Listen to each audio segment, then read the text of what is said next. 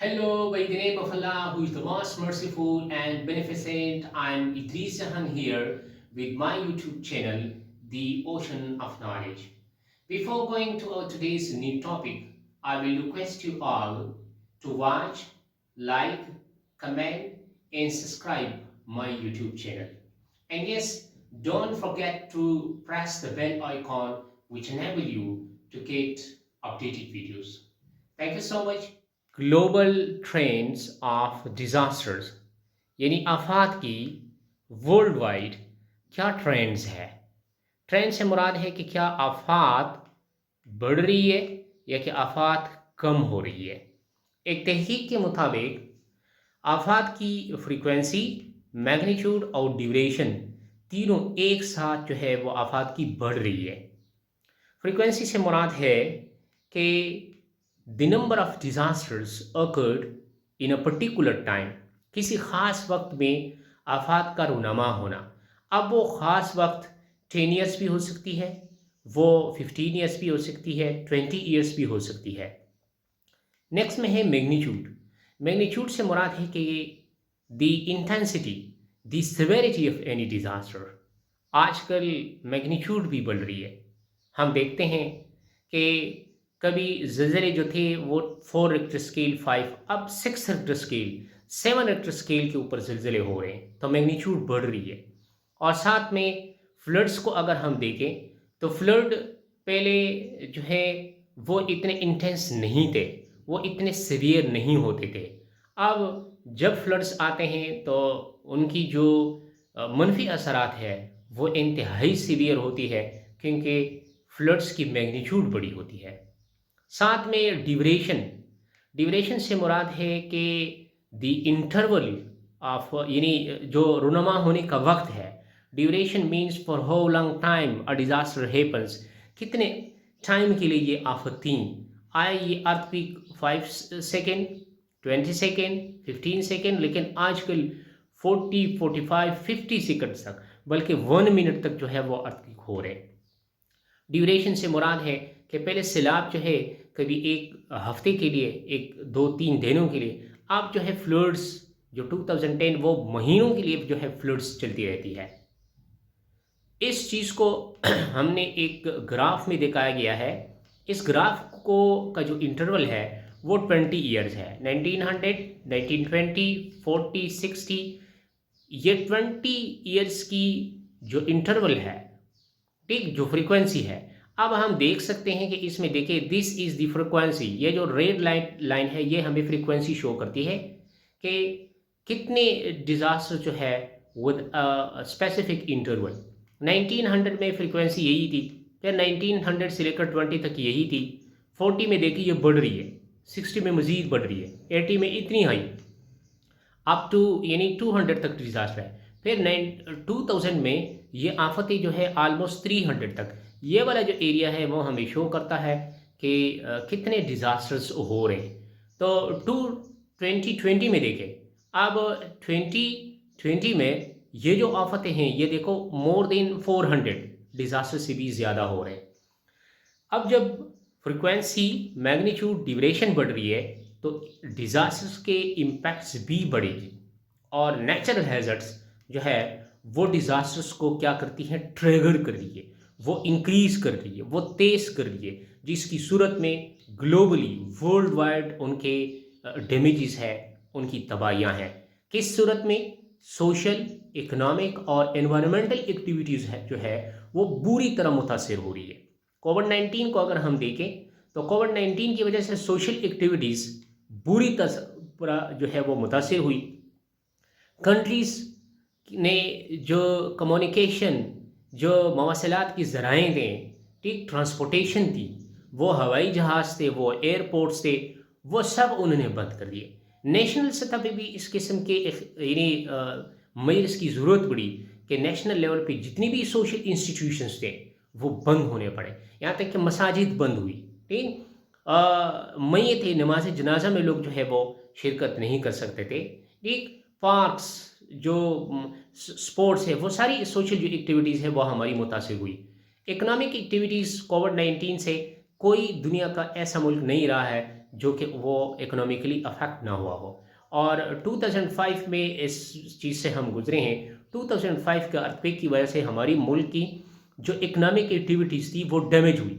यानी किसी भी आफत में आपने जो फंड्स पहले से एलोकेट किए हैं आफत की सूरत में, वो फंड्स आपको डाइवर्ट करना पड़ता है, जिसकी वजह से आपकी और जो एक्टिविटीज़ होती हैं डेवलपमेंटल वो मुतासर हो जाती है। एनवायरमेंटल एक्टिविटीज़ 2010 के फ्लड में हमने देखा कि वो अपने साथ जो एक ग्रीनरी थी, जो फर्टाइल लैंड था, वो अपने साथ वाइट वॉश करके ले गया। एग्रीकल्चर को, फॉरेस्ट्स को नुकसानात उठाने पड़े। और साथ में इसके साथ साथ सोशल, इकोनॉमिक और एनवायरमेंटल एक्टिविटीज़ के साथ साथ डेथ्स भी हुई, फिजिकल डैमेजेस भी हो रही हैं। ये 10 ईयर्स की इंटरवल से ये डेटा मैंने कलेक्ट किया है फॉर द लास्ट 120 सालों का। अब अगर हम 1900 में देखें तो 1900 में जो अमवात हुई 1,47,241 लोगों की अमवात हुई। फिर जाके 10 में कम रही, विद इन यानी लेक में चली गई। फिर 1920 में जो इम्पैक्ट्स पड़े, यानी जो डेथ्स हुई, वो 5,23,892। फिर with the passage of time, फिर 1930 में 4,62,000, 1940 में 3,86,000। ठीक, अब देखो with the passage of time ये ऊपर से नीचे आ रही है। This is the frequency. ठीक, तो with the passage of time अब सवाल ये पैदा होता है कि ये फ्रीक्वेंसी क्यों नीचे आ रही है।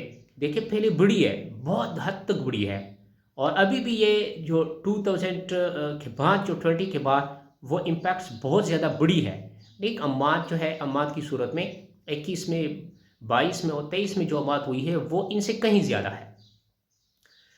यही अगर डेथ्स हम पाकिस्तान में देखें कि पाकिस्तान में इसके ऊपर क्या असरात हैं, तो ये पिछले 120 सालों का डेटा है।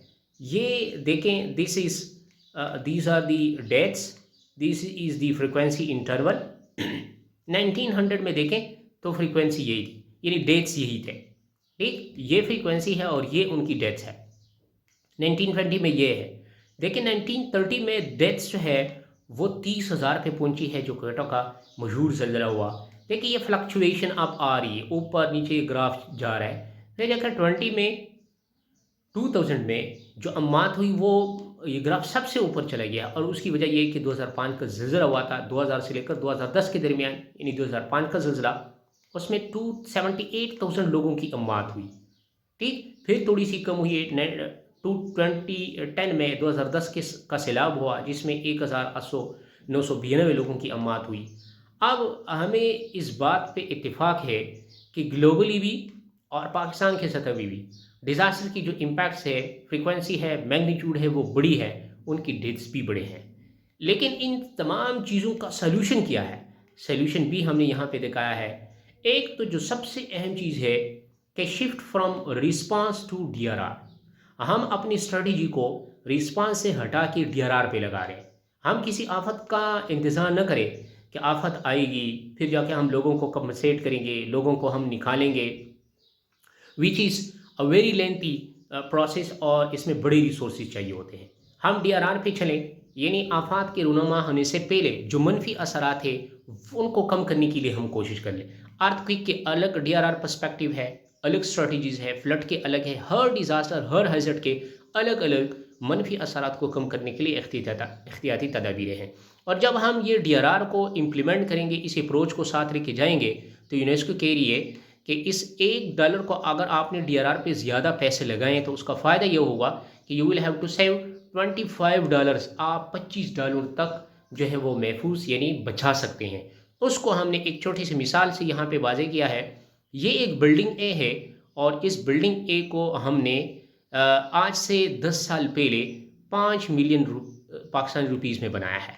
10 ईयर्स के बाद यहाँ पे क्या आता है, अल्लाह ना करे ज़ल्ज़ला हुआ, ये बिल्डिंग अगर गिर जाती है, ठीक, तो अब इस बिल्डिंग की जो वर्थ होगी इसी अंदाज में अगर आप बनाएंगे तो इसकी 1 मिलियन 5 मिलियन नहीं होगी, इसकी कीमत जो है मार्केट वैल्यूज़ बढ़ेगी, तो जिसकी वजह से इस बिल्डिंग की जो कीमत है वो 25 मिलियन होगी। और अगर आपने इसमें DRR के पर्सपेक्टिव्स पहले से लिए हैं और इस बिल्डिंग ने यानी जो शॉक्स है, अर्थक्वेक है या कोई और डिज़ास्टर है उसको एब्ज़ॉर्ब कर लिया, तो ये बिल्डिंग आपको कम से कम 25 मिलियन जो है वो बचाएगी, जो कि आपने लगाना था अगर ये गिर जाती। इसी चीज़ को मद्देनज़र रखते हुए एक और स्ट्रेटजी भी है कि therefore DRR should be make an integral part of poverty in general activities. हमारी गुर्बत से लड़ने के लिए जितनी भी एहतियाती तदाबीर है उसमें डीआरआर का होना इंतहाई ज़रूरी है। लॉन्ग टर्म जितनी भी हमारे पॉलिसी से उसमें डीआरआर का पर्सपेक्टिव होना चाहिए। और साथ में जो हम जनरल एक्टिविटीज़ डेली लाइफ में हम करते हैं, नेशनल सतह पे, इंटरनेशनल सतह पे, रीजनल लेवल पे, इवन घर की सतह पे, उनमें भी हम डीआरआर के पर्सपेक्टिव को रखें। और उसकी एक मिसाल ये है कि अगर आपने आपके घर में देखें सिर्फ फर्स्ट एड बॉक्स भी मौजूद है जो कि डीआरआर का पर्सपेक्टिव है, तो अगर घर पे कोई ज़ख्मी हो जाता है तो यही एक बॉक्स जिसकी कीमत 2-2,500 है या 5,000 है, वो कम से कम आपके लिए कम से कम 10-15,000 रुपीज़ एक एक्टिविटी की वजह से बचाएगी। ये बंदा जो ज़ख्मी हुआ, आप इनको लेके जाएंगे गाड़ी में, फिर जाके हॉस्पिटल, फिर उनका इलाज होगा। लेकिन यहाँ पे अगर आपको फर्स्ट एड बॉक्स आपके पास मौजूद है और उनका इस्तेमाल आप जानते हैं, तो यकीनन उसका फ़ायदा ये होगा कि you will have to save so many money with the help of this first aid box. Thank you so much. यहाँ पे आप सबसे एक छोटा सा सवाल है at the end of this video कि नेम एनी 5 डिजास्टर्स हैपेंड। आपके इल्म में जो 5 डिजास्टर्स हो चुके हैं उनका नाम आपने कमेंट में ज़रूर हमारे साथ शेयर करना है। और thank you so much for your patience कि आपने इस वीडियो को देखा। और अब सबसे मेरी यही रिक्वेस्ट है कि इस इंफॉर्मेशन को अपने दोस्तों के साथ, अपने कलीग्स के साथ, फैमिली मेम्बर्स के साथ, अपने स्टूडेंट्स के साथ ज़रूर शेयर कर ले। इसको से लोगों को फ़ायदा होगा, तो आपको अजर मिलेगा, सवाब मिलेगी। तो thank you so much for your patience.